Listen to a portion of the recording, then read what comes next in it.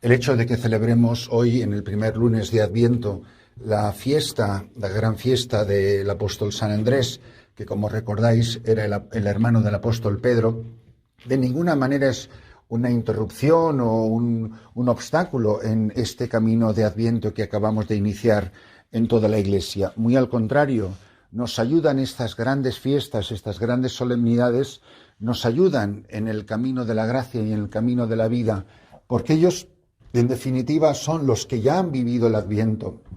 Ellos son los que ya se han preparado a la venida del Señor.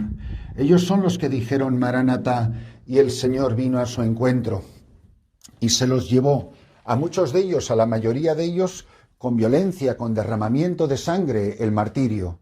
Por eso, lejos de ser un obstáculo, una interrupción, es una ayuda grandísima el descubrir en estos grandes hombres de la historia, no digamos el hecho de que sean apóstoles, a los grandes testigos, a los grandes mensajeros, a los que comieron y bebieron con él, a los que le vieron con sus ojos y les tocaron con sus manos, pues es una maravilla, pues es una gracia de Dios grandísima celebrar a este gran santo. El Adviento es este tiempo de deseo, algo que se me olvidó mencionar ayer, domingo, en la oración colecta, y que luego me quedé dándole vueltas y lo comparto pues con vosotros hoy mismo, es que dice la oración colecta algo en lo que yo confieso mi torpeza de que yo creo que nunca había reparado suficientemente en ello, pero dice que los que esperamos la venida, salgamos al encuentro de Cristo cargados de buenas obras. Y es una cosa, un detalle, un matiz en el que yo nunca había reparado, porque mirad, en el fondo, no es lo mismo estar esperando la venida de alguien, quietecito en tu casa, que salir al encuentro. Oye, cuando tú quieres a una persona con locura, no es que, bueno, pues si viene, pues aquí estoy. Bueno, pues cuando llegues te espero en casa. No, es que tengo tantas ganas de que vengas, de que yo mismo salgo corriendo hacia ti. Y ese detalle yo no lo había contemplado suficientemente. Tú vienes hacia mí, pero yo voy hacia ti, porque estoy deseando encontrarme contigo. Es como si acortara el tiempo que falta para el momento del encuentro. Es como si acortara el instante que nos separa. No es que yo quiero que tú vengas, es que mándame ir hacia ti. Recuerda las palabras del apóstol Pedro cuando vieron a Jesús caminando sobre el agua. Mándame ir hacia ti. No es que tú vengas a mí, es que yo vaya también hacia ti. Y así nos encontraremos, pues, a mitad del camino. Benditos seamos nosotros si somos capaces de vivir este tiempo de gracia y salvación en este sentido, con esta espiritualidad.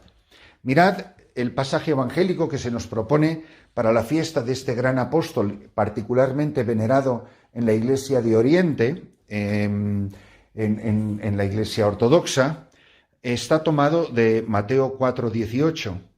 En aquel tiempo, paseando Jesús junto al lago de Galilea, vio a dos hermanos, a Simón, al que llaman Pedro, y a Andrés, su hermano, que estaba echando el copo en el lago, pues eran pescadores. Les dijo: «Venid y seguidme, y os haré pescadores de hombres».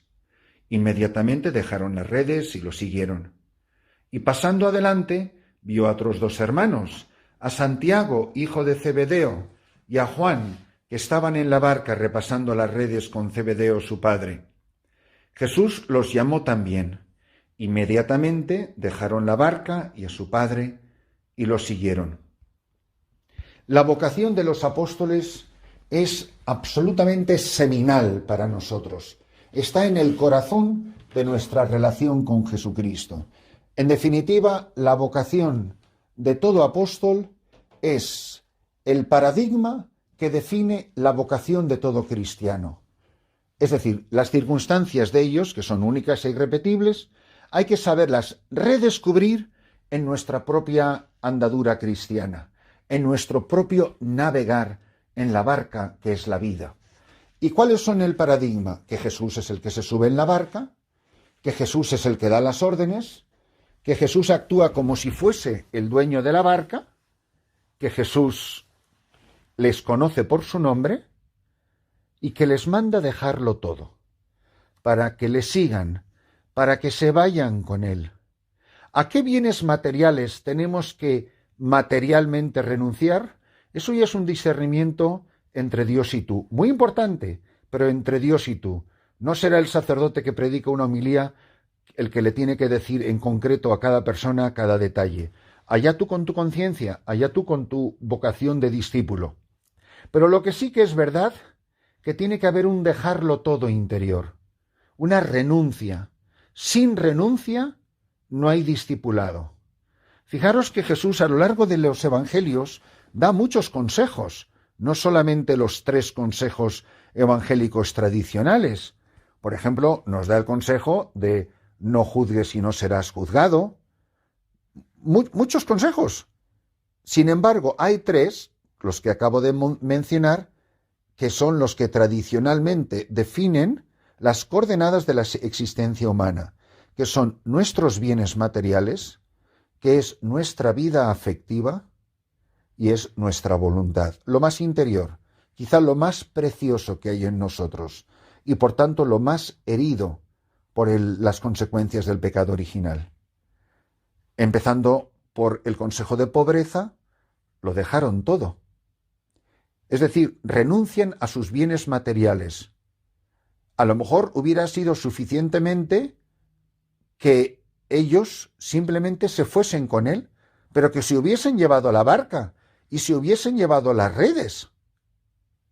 Pero no, ellos entienden que la llamada, esas 3 palabras que van a cambiar su vida para siempre, ven y sígueme, necesariamente implican la renuncia radical a todos los bienes materiales. Dice literalmente el Evangelio, dejándolo todo, no dejándolo mucho, no dejándolo durante un rato, no, dejándolo todo. Es la totalidad de mis bienes materiales que ya no son el fundamento de mi vida, y que es más, que para irme andando por la playa detrás de sus huellas, es un estorbo, me estorba, que es precisamente lo que nos pasa con el Adviento, que hay en mi vida que estorbe a la venida del Señor, que hay en mi vida que no me deja recibir y acoger a Jesucristo en mi propia historia, en mi propia andadura, en mi propio progresar en la vida espiritual. Que para irme descalzo por la playa tras Él, me estorban todas estas cosas que son tan pesadas, lo que pesa una barca, lo que pesan las redes. Si yo ya no me voy a dedicar a esta vida, ¿para qué lo necesito? La segunda dimensión tiene que ver con los afectos. Dice, dejando a su padre. En una sola persona están identificadas todas las personas que nos son queridas. Dejar a la familia, renunciar a los afectos, por un afecto mayor. ¿Cuánta gente no ha entrado en la vida religiosa? ¿Cuánta gente no ha entrado en el convento? ¿Cuánta gente no ha tomado decisiones radicales en su vida por los apegos afectivos? Y mirad, es muy interesante, porque dice que dejando a su padre, tampoco dice dejando a sus amantes, dejando una prostituta, dejando a una querida. No, no se trata de renunciar a relaciones pecaminosas. No puede haber nada más noble que la relación entre un padre y un hijo. Y sin embargo, Jesús no está pidiendo para ser discípulos que renunciemos al pecado. Eso, por supuesto, está pidiendo que renunciemos a lo que nos es más precioso, el amor de mi Padre. Esos afectos que, siendo un regalo de Dios, se pueden en un momento determinado de la llamada de Cristo a convertirse en un obstáculo. Y finalmente, la renuncia más difícil, que es la renuncia a sí mismo, la renuncia al propio yo, la renuncia a todo aquello que me es un obstáculo, que es el obstáculo interior, dejando mi propia voluntad. Lo he repetido tantas veces, pero nadie lo ha dicho mejor que la gran Santa Teresa de Jesús. Desde que mi voluntad está a la vuestra rendida. San Juan de la Cruz, este gran doctor de la Iglesia, este padre de místicos, este padre de santos, decía, parafraseando la escena del joven rico, decía, si quieres ser perfecto, vende tu voluntad, no dice tus riquezas, vende tu voluntad, dásela a los pobres, y luego ven y sígueme o tendrás un tesoro en el cielo. Mirad, el Adviento es una gran ayuda para ser un tiempo de despojo, de renuncia, de simplificación, de enfocar nuestra vida en Cristo, de que toda nuestra existencia esté puesta únicamente en Él. Pues pidámosle al buen Dios que nos miremos a nosotros mismos. San Andrés es una gran ayuda para entender el espíritu del Adviento. Llegar despojados de todo para poder convertirnos en discípulos de este niñito que está a punto de nacer y que es la respuesta a todos nuestros interrogantes, que es la respuesta a las grandes preguntas del corazón.